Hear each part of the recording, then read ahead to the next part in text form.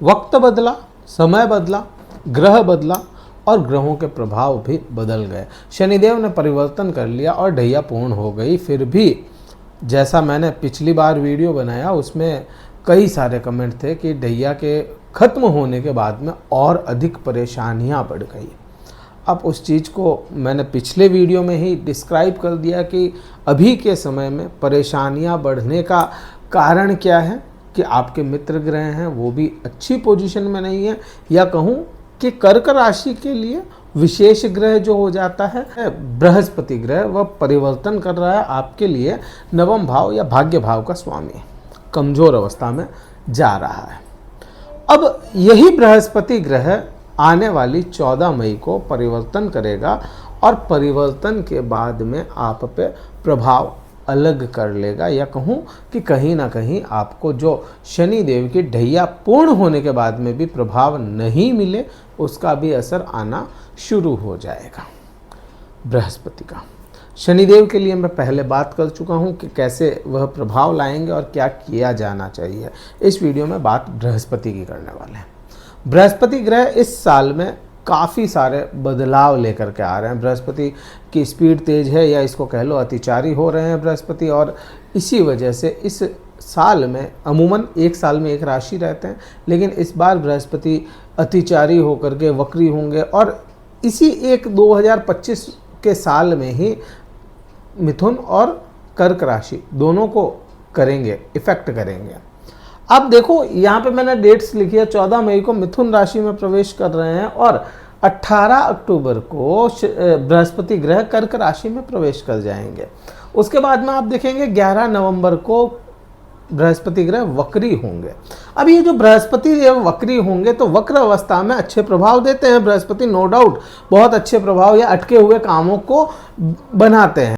वक्र अवस्था में जब बृहस्पति अच्छे प्रभाव देंगे और उसी समय में मैं कहूँ कि भाई बृहस्पति ग्रह वक्र अवस्था में ही राशि फिर से परिवर्तन करेंगे, मिथुन राशि में चले जाएंगे, 5 दिसंबर को रहेंगे वक्र अवस्था में ही।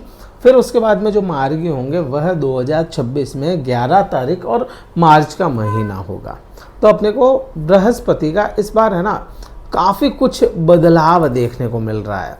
अब क्योंकि बृहस्पति कर्क राशि में भी होंगे कुछ समय के लिए, वक्र अवस्था में ही सही कर्क राशि में भी होंगे, तो आपको प्रभाव कई सारे मिलने हैं। भाग्य का स्वामी जब भी लग्न में या राशि में आएगा प्रभाव अच्छे देगा, बहुत अच्छे रिजल्ट मिलते हैं। भाग्य का स्वामी अपनी उच्चतम अवस्था में आएगा, प्रभाव अच्छे देगा, कहीं ना कहीं भाग्य का सपोर्ट मिलेगा। अब मैं यहाँ पे शुरुआत से ही लेकर के चलूँ फिर से, जब यह परिवर्तन करेंगे बृहस्पति ग्रह भाग्य का स्वामी है और लाभ में बैठा था, शनि की जो ढैया थी उसमें भी कहीं ना कहीं आपको जो बचा करके रखा, इसी बृहस्पति ने बचा करके रखा, आपको टूटने नहीं दिया। टूटती हुई स्थितियों में भी अगर खड़े हो तो ये केवल और केवल बृहस्पति की ताकत है कि आप खड़े रह गए। अब यही बृहस्पति 12वें भाव में जा रहे हैं। 12वां भाव में बृहस्पति अच्छे प्रभाव नहीं देते, बिल्कुल भी अच्छे प्रभाव नहीं देते, इस बात को आप मान के चलें। लेकिन बृहस्पति उस अवस्था में चले गए जहां पे ना चाहते हुए भी अच्छे प्रभाव देने पड़ेंगे। बृहस्पति तो ऐसा चाहेंगे नहीं कि बुरे दें, लेकिन फिर भी मैं कहूँ ना चाहते हुए भी कोई भी ग्रह, ना केवल बृहस्पति, कोई भी ग्रह अगर अपनी ठीक राशि के सामने खुद क्रूर भाव में भी बैठ जाए ना तो प्रभाव अच्छे देने पड़ते हैं। कहीं ना कहीं ये राजयोग का निर्माण करता है जिसे अपन विपरीत राजयोग कहते हैं। अब जब विपरीत राजयोग की परिस्थितियों में बृहस्पति ग्रह होगा तो प्रभाव भी अच्छे देखने को मिलेंगे। और फिर मैं कह दूं बृहस्पति ग्रह बलवान होंगे 11 जुलाई 10 जुलाई 11 जुलाई के आसपास बलवान अवस्था में जाएंगे, तब बृहस्पति के प्रभाव आपको देखने को मिलेंगे, उससे पहले नहीं। आप कहें कि भाई 18 मई को परिवर्तन कर गए और एकदम से 14 मई को परिवर्तन कर गए और कहीं ना कहीं 15 तारीख को प्रभाव आ जाए, मुश्किल है। ऐसा होना मुश्किल है, नामुमकिन नहीं कहूँगा लेकिन है मुश्किल। तो यहाँ पे वो चीज़ भी समझ में आती है। 12वां भाव क्या है? विदेश से जुड़ने का भाव 12वां भाव अपने को समझ में आता है। 12वां भाव कहीं ना कहीं आपकी यात्राओं को भी दर्शाता है, तो आपको बेनिफिट के साथ में यात्राएं भी हो सकती है। आपको ट्रांसफ़र का भी भाव ये 12वां भाव ही है, क्योंकि जॉब के भाव को देख रहा है। जो लंबे समय से अटके पड़े थे ना, ट्रांसफ़र नहीं हुआ या कहें कि भाई जॉब के लिए अटक गए, तो वह चीज़ें यहाँ पे खुलती हुई नज़र आती है। इल्ज़ाम लगे, क्योंकि अष्टम की जब ढैया होती है अष्टम भाव की, तो अष्टम ढैया में अमूमन इल्ज़ामात लगते हैं। तो यहाँ पे अगर आपको इल्ज़ाम लगे थे तो उन इल्ज़ामात से आप बरी हो जाएंगे। यहाँ पे ये भी चीज़ अपने को क्लियर समझ में आती है। पति पत्नी के प्रेम संबंध भी यहाँ पे, मैं पति पत्नी के प्रेम संबंधों की बात कर रहा हूँ, वह भी यहाँ पे अच्छे होते हुए नज़र आएंगे। मतलब पति पत्नी के रिलेशन काफ़ी हद तक सुधरते हुए नज़र आएंगे कर्क राशि वाले जातकों को। तो यहाँ पे चीज़ें काफ़ी ठीक अपने को समझ में आती हैं। बृहस्पति की जो दृष्टियाँ होती है, बहुत बहुत विशेष दृष्टियाँ होती है। बृहस्पति अपनी दृष्टियों में अपने ज्ञान की गंगा का बहाव करते हैं, सीधा का सीधा। पंचम दृष्टि अगर भाग्य भाव की, मैं यहाँ पे कर्क राशि में जब जाएंगे उसकी बात नहीं कर रहा, मैं अभी फ़िलहाल मैं इसी की बात कर रहा हूँ। जब तक ये इसमें रहेंगे मिथुन राशि में, आपके 12वें भाव में, भाग्य भाव का स्वामी 12वें भाव से 5वीं दृष्टि से कहाँ देखेगा? आपके सुख भाव को। अब बृहस्पति का बेसिक नेचर क्या है? चीज़ों को बढ़ाना, बढ़ोतरियों के साथ में, बढ़ोतरियों के साथ में। अब बृहस्पति यहाँ पे देखेंगे तो कहीं ना कहीं भौतिक सुखों का यहाँ पे निर्माण करते चले जाएंगे, भौतिक सुख बढ़ाते हुए चले जाएंगे। तो ये प्रभाव भी अपने को अच्छा देखने को मिलता है। माता या माता तुल्य कोई हो तो उनके भी लिए आपका यह जो समय होगा ठीक रहेगा, उनके साथ में रिलेशन अच्छे बनते हुए दिखते हैं। हाँ, विद्यार्थियों के लिए मैं बात करूं यहाँ पे, तो विद्यार्थियों के लिए डिस्टेंस एजुकेशन ज़्यादा कारगर साबित होगी। जो डिस्टेंस एजुकेशन ले रहे हैं उनके लिए बहुत बढ़िया है। और यूं अगर जनरल देखें विद्यार्थियों के लिए, तो आप यहाँ पे सिर्फ इतना सा देखें कि बृहस्पति जो ज्ञान का कारक है, लेकिन ज्ञान का कारक है नो डाउट, बट आपके लिए कर्क राशि के लिए यह क्या बनता है? मंगल बनता है। तो जैसे जैसे मंगल के परिवर्तन होंगे ना, तो वैसे वैसे आपको ज्ञान या उसमें है ना फ्लक्चुएशन देखने को ज़रूर मिलेगा।